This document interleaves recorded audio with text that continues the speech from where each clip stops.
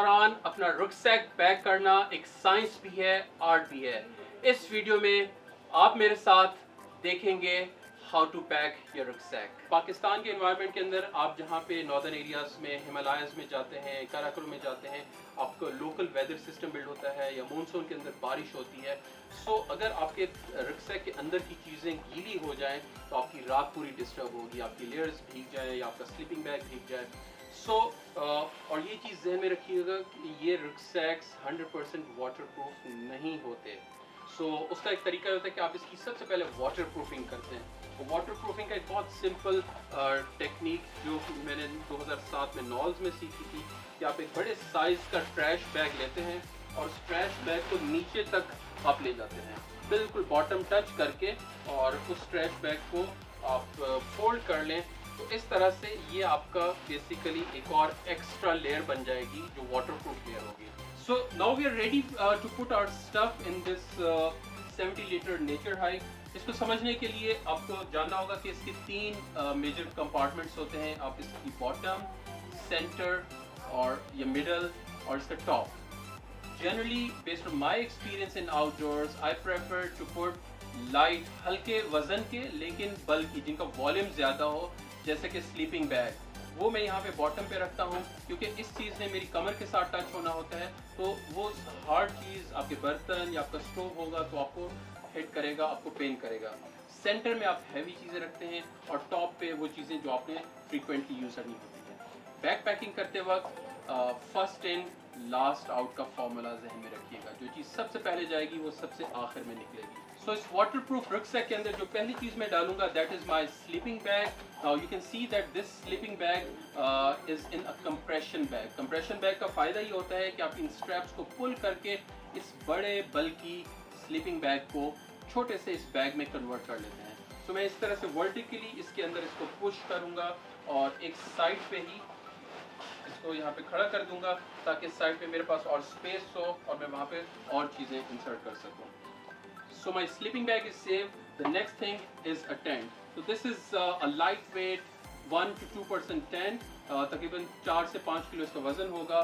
सो इसलिए again it's बल्कि but वज़न इसका बहुत ज़्यादा नहीं है। सो मैं इसको साइड में अपने स्लीपिंग बैग की साइड में मैंने फिक्स कर दिया। तो यहाँ पे आई कैन फील कि तकरीबन ये फिल हो चुका है। लेकिन इसमें की ये होती है कि आपके पास ये जो वैक्यूम आता है उस वैक्यूम को फिल करना है, अदरवाइज आपके रुकसैक का बैलेंस ठीक नहीं होगा। And I tell you, hiking के दौरान अप हिल माउंटेन्स में आपका रुकसैक एक तरफ झुके चला जा रहा हो, उससे ज़्यादा बुरी चीज़ आपको और कोई नहीं लगेगी। सो इस वैक्यूम को फिल करने के लिए मैंने अपने कुछ एक्स्ट्रा ट्राउज़र इसके अंदर फिल करना शुरू कर दिए। ये एग्जैक्टली स्लीपिंग बैग और टेंट के दरमियान सामने इस खाली जगह पे फिल हो गया। तो ये मैंने फिल कर दिया। Now I am moving to the central part. Central part में मैंने आपको जैसे बताया था, दिस पार्ट इज़ वेयर जहाँ पे आप सबसे ज़्यादा हैवी चीज़ें, सबसे ज़्यादा नोकीली चीज़ें या हार्ड चीज़ें जैसे कि आपके बर्तन हो गए, आपके कुकिंग स्टोव और कुकिंग किट हो गए। So my cooking kit, the whole kit goes in the centre. इसको मैंने यहाँ पे प्लेस किया। मेरा स्टोव इसके साथ ही मैंने प्लेस किया।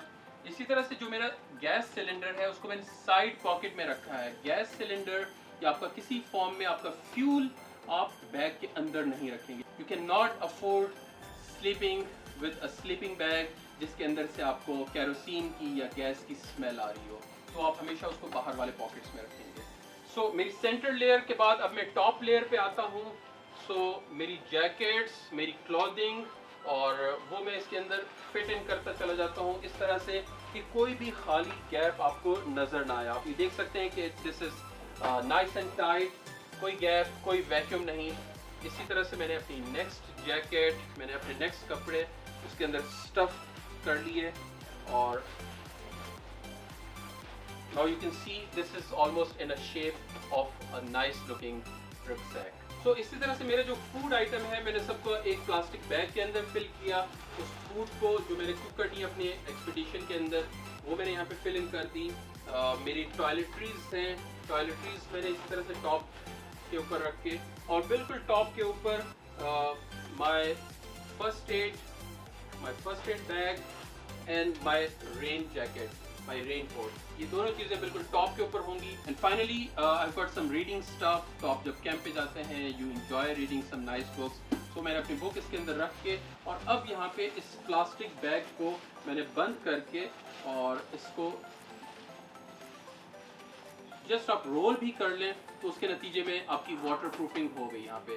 क्योंकि इसको बंद करके फिर मैं इस रुकसैक को भी लॉक कर लूँगा, टाइट कर लूँगा। So you can see that my rucksack is almost packed. So इसके टॉप पॉकेट एरिया के अंदर इसको मैंने फिल करना है और मैंने देखना है कि कौन सी चीज़ें ऐसी हैं जो मुझे बहुत हैंडी चाहिए जब जब ज़रूरत हो, बारिश हो, सर्दी हो। सो उसमें चूँकि मैं एक सर्दी वाले एरिया में जा रहा हूँ तो मेरे पास वुलन कैप मैं हैंडी रखता हूँ, मैं अपने ग्लव्स हैंडी रखता हूँ और इसकी वाटर प्रूफिंग भी इंपॉर्टेंट है। तो किसी भी प्लास्टिक बैग के अंदर जिप लॉक के अंदर इसको मैंने जिप अप करके और इसमें से हवा निकाल के इस टॉप लेयर के अंदर मैंने इंसर्ट कर दिया। इसके अलावा हेडलैम्प, बिकॉज अंधेरा हो गया, रात हो गई, सो आई कांट अफोर्ड कि मैं अंधेरे में हेडलैम्प को ढूंढता रहूं।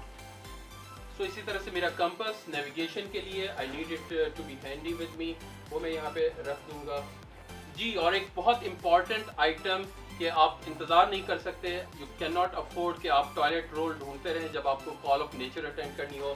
तो इसको भी मेक श्योर कि आप अपने पास टॉप सेक्शन के अंदर हैंडी रखिएगा। इस तरह से मेरी एक नोटबुक है वो मैंने यहाँ पे रख दी। जनरली आई प्रेफर कि इसको भी मैं वाटर प्रूफ करूँ, लेकिन ये होता है कि मैं अपनी जैकेट के अंदर या अपने पैंट्स की पॉकेट्स में इसको डाल देता हूँ तो वो मेरे पास हैंडी रहती है। तो nature hike 70 litre looks alike, it's almost ready to go for hike. और इसके बाद मेरे पास यस मेरी हाइकिंग स्टिक रह गई है। यस इसको कहाँ जाना चाहिए? Yes it has some sections, लेकिन भाई it is suppose to be in your hand, so you will not put it in your bag, ये आपके साथ रहेगी। वाटर बॉटल मेरे पास जो दूसरी साइड पे एक्स्ट्रा स्पेस है तो मैं अपनी वाटर बॉटल इस एरिया के अंदर इंसर्ट कर दूंगा। आप पानी की बॉटल्स भी अंदर नहीं रखते, उसको बाहर रखते हैं, किसी वजह से आपका पानी लीक हो जाए तो आपके स्लीपिंग बैग या आपके कपड़ों को गीला ना कर सके। So I am ready to hike and I will see you in the outdoors. Wait, सोएंगे कहाँ पे? ज़मीन पे, घास पे या बर्फ में? So you need a nice mattress जो आपको बहुत अच्छा कंफर्ट प्रोवाइड कर सके। So there are different models जहाँ पे लोग वेरिएशंस के साथ यूज़ करते हैं। This kind of thermal rest since इसकी पैकिंग इस तरह से ही होती है तो इसका एक बेस्ट तरीका ये होता है कि इसको आप अपने इस टॉप के नीचे इस जगह पे पैक करेंगे। So I put my thermal rest over here and then I'll loosen up these